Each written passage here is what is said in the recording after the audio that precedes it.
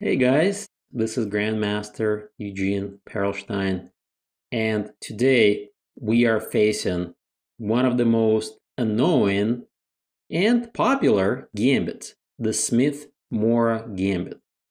Now, this gambit is from the Sicilian defense after the moves e4, c5. Here, white plays this pawn sacrifice d4.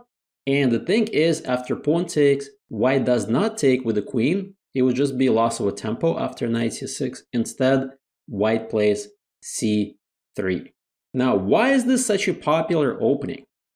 Well, just to give you a little bit of a background, the reason why it's called Smith-Morra Gambit is after a chess player from Texas, Ken Smith, developed some theory here for white, along with a French, Pierre Mora, French chess player, I think in the 1950s, both of them more or less developed theory. But the thing about this is there are lots and lots of books at the club level, amateur level. Even a friend of mine, Mark Esserman from Boston, strong international master, published a book on this. So this is definitely an area that black players are afraid of. And if you are facing this in a game and you've never seen this before, it's very easy to go wrong for black. Well, guys, I am here to maybe not quite refute this gambit, but I will definitely guarantee you black will get at least equal, if not better, position with the line that I recommend to you. Let's take a look. So we're going to take the pawn. Obviously, white has other ideas. We can play moves like knight f6, transpose into the Alpine Sicilian, but that's a different chapter altogether. Let's just take the pawn and try to make white prove his sacrifice. Knight takes c3, knight c6. Black plays the most natural, simplest developing move. White typically develops the knights before the bishops because these are the most obvious squares for the knights. And now we play the move e6. So what is the idea behind black's play? I will show you in just a few moves. But first of all, before we start digging deeper, let me just explain to you why bishop c4 is white's most popular move. The point of this Sicilian defense, the whole setup here, is there's really no easy way to get to black's king. It's a long-term pawn sacrifice. Keep that in mind. White is not going to checkmate black anytime soon. Bishop c4 is popular because white simply wants to go for rapid development. Then get the bishop out, get the queen, connect the rooks, and try to use his extra tempi to eventually put pressure on black. So this is the key of this opening. The king on e8 is extremely safe for now. But just to show you how safe your position is, let's just quickly take a look at this knight jump, knight b5, trying to take advantage a little bit of those dark square weaknesses. In that case, we can easily play knight f6 and hit the e4 pawn. Now white can play e5, and after knight d5, we're actually not afraid of anything here. Black is completely safe. So keep it in mind. Don't be afraid of this early knight b5 move. It's not really that popular of a move anyways, but just to give you an idea what you should not be afraid of. Okay, so now bishop c4 is by far the most popular line.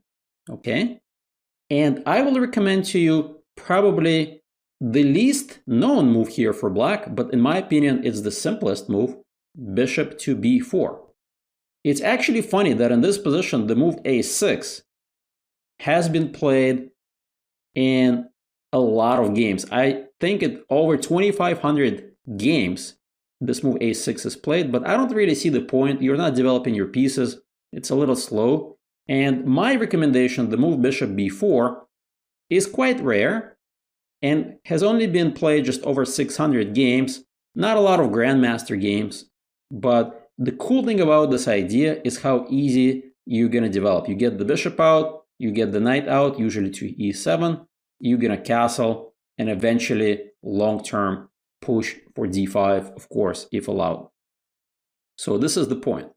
So before we go into the main line and dig really deep here, I want to show you some other alternatives for white. So let's go back. For example, let's say he tries to play bishop f4. Logical idea to try to get that square under control. The funny part is we actually don't care. We're still going to play bishop to b4. And of course, bishop c4 is more or less similar to the main line. We can look at that next. But let me just show you that bishop d6, just like that earlier knight b5, knight d6 idea, is nothing special. We simply trade, offer, develop the knight. They usually castle. I should also mention that if they try to go really crazy and attack us, this knight g4 idea is really cool. The point is there's a really hidden resource. Queen b6 with a double attack is coming, and there's really not much white can do about it. For example, even if white plays this hyper-aggressive move, knight b5, we simply now play queen a5 check, knight d2, and king d8. Believe it or not, white is close to being completely lost. The e-pawn is under attack. Okay, his king is not much safer than the king on d8. And if he plays f4, here comes the knight with a huge threat. Well, actually, it's a double threat. One is the fork, and the second one is to take on f1 and simply win the knight. So believe it or not, moves like knight a3 is probably the only move to stay in the game. And here, black can just force the queen swap with a close to winning position. So that's why these kind of straight up attacks never work. Black has plenty of counterplay. And going back, all the way back here, if bishop d6 is not played and white goes back to sort of the slow development plan with bishop c4, I'm just going to show you a very simple setup. Here we can just take, play the thematic move d5, and castle. Black is completely fine. You should actually not be afraid of any kind of knight g5 or bishop takes h7 ideas. For example, bishop takes h7 is the Greek sacrifice, the Greek gift sacrifice. Don't be afraid of that, because after king takes and queen h5, okay, the idea is, of course, checkmate in one. After bishop f5, white simply resigns. There is no way to prove any kind of compensation. And of course, immediate knight g5 jumps, don't be afraid of them either. For example, bishop f5, takes, queen here h6, kicking the knight back, queen comes to f6, black is just dominated with extra pawn. All right, so this is important. And going back to the main line, bishop c4, you already know what to do. We simply play bishop to b4. Now, after the move, castles, which I think is the most popular move by far. I mean, this is basically the whole point of white's opening. Rapid development. We follow through with our plan. Knight g7, and here we have a lot of different options for white, and I'm going to try to take a look as many as we can that are more or less popular. Well, first of all, queen e2 is by far the most dominant and popular move.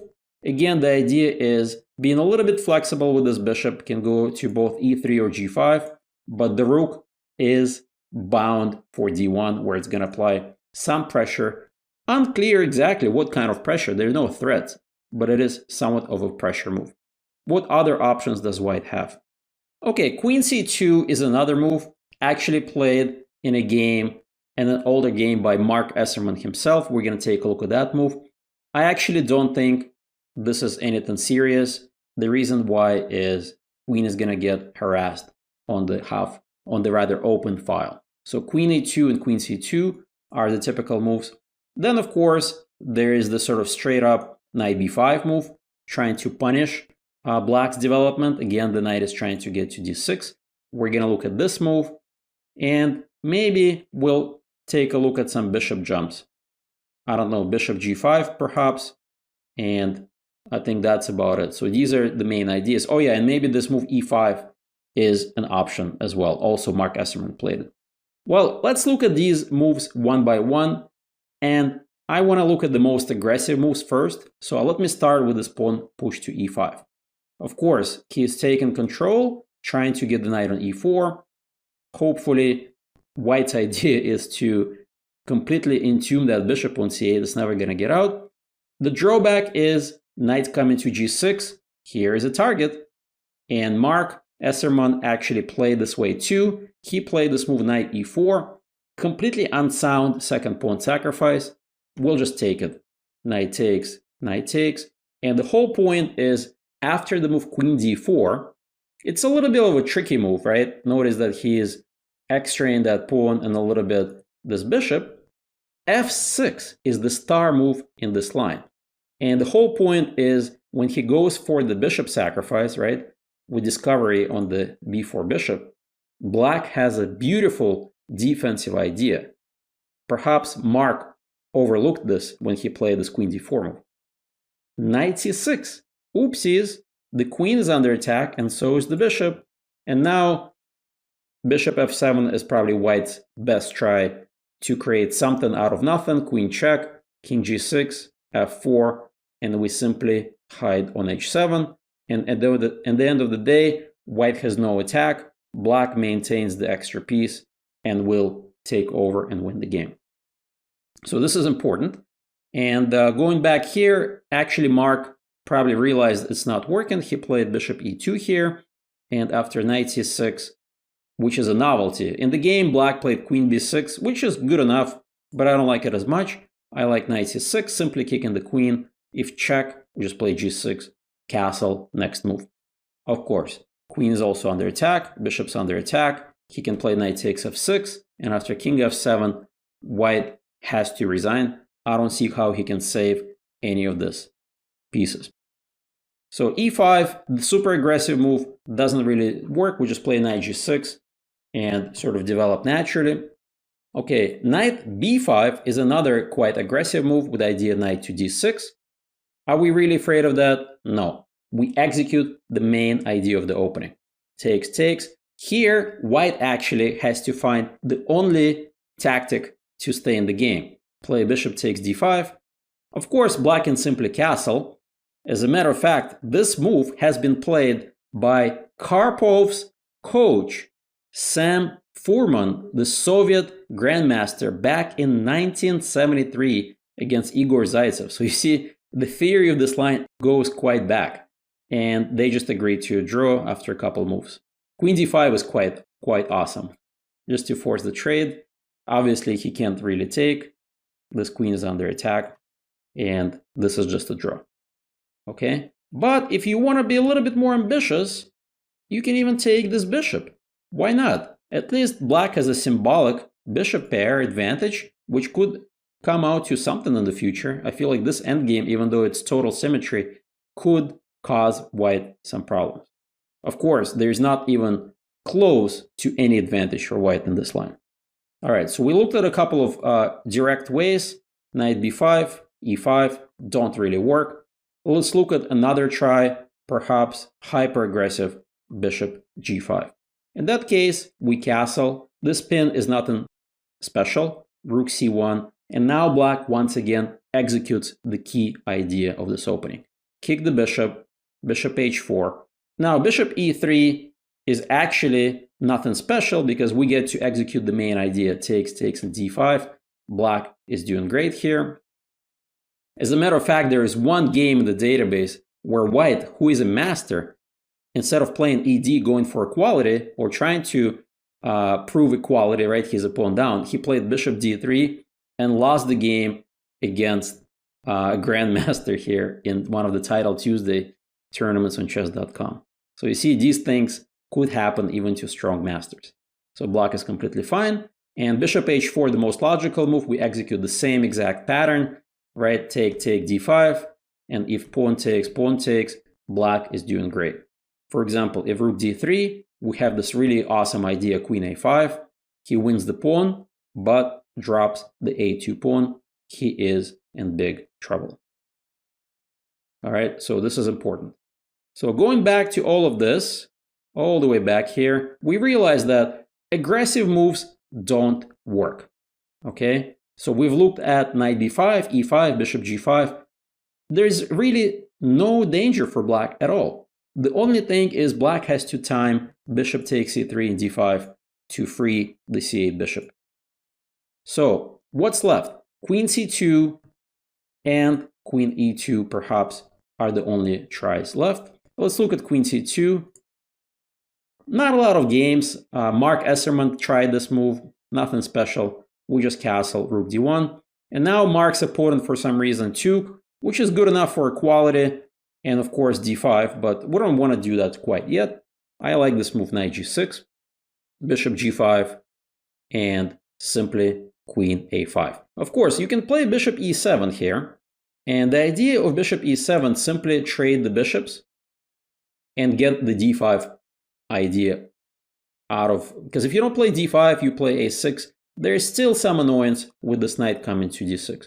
Just get that pawn sack out of the way, right? You actually wore up a pawn, and now after this beautiful knight b4 move, take, black has reached full equality. If anyone could be better, it could be black because of this beautiful knight f4 idea hitting the queen. So this idea d5 is pretty much a constant idea in a lot of games. So I'm going back all the way here. So queen c2 is really nothing special. And let's look at the main line, which is, of course, queen e2. The idea is they're going to put the rook on d1, be a little bit flexible with that bishop. But as far as black is concerned, we already know all the key ideas. Castles, right, guys? Knight g6. And here, both bishop e3 and bishop g5 are playable. Okay, if bishop e3, we simply play a6. Okay, the idea is to play for b5 push, rook c1, we kick the bishop, and now finally black develops. This beautiful bishop on b7 is doing a great job. Now, in the database, there is only one game, Grandmaster game here, going all the way back to 1994, and the black player, the famous English Grandmaster, Stuart Conquest, who is actually more famous perhaps as the organizer of one of the biggest tournaments in the world, one of the biggest open tournaments in the world, Gibraltar, he played this really cool idea, queen to b8. He said, you want to get that pawn? Be my guest, right? Because after rook d8, the poor queen is trapped. So this queen b8 is a really awesome idea. Black is still a pawn up. I don't see how white equalizes. He tried a3, and after bishop e7, black is simply better and went on to win the game. So this is a rather easy position to play. So let's go back to move 10, more aggressive bishop g5. In that case, I like bishop to e7, simply trading the bishop pair, the dark square bishops. And after bishop takes, queen takes, black, all he needs to do is to solve the problem of the c8 bishop. How can we do that? b6, bishop b7 is the simplest. If you want to be a little bit more ambitious, a6, b5, followed by bishop b7. And if white plays aggressive here, what are the aggressive moves? Like I said, knight b5 or maybe even e5 are the aggressive moves. In that case, black has simple ways to deal with that as well. For example, here we play f6, immediately undermining the central pawn. White has to take, pawn takes. Now we've got 1, 2, potentially 3 pawn fighting for the center. Black has a big initiative, d5, and now here you have many different plans. I like knight f4, going after the bishop, but black is the only one playing for a win. And finally, the aggressive move 12 here, knight b5. Probably the idea is to get the knight to d6. We actually, in this specific case, welcome the knight there. Of course, black can play d5 and go for immediate draw. Instead, I'm actually a little bit more ambitious this time. I'm going to go for b5 push, rook to b8.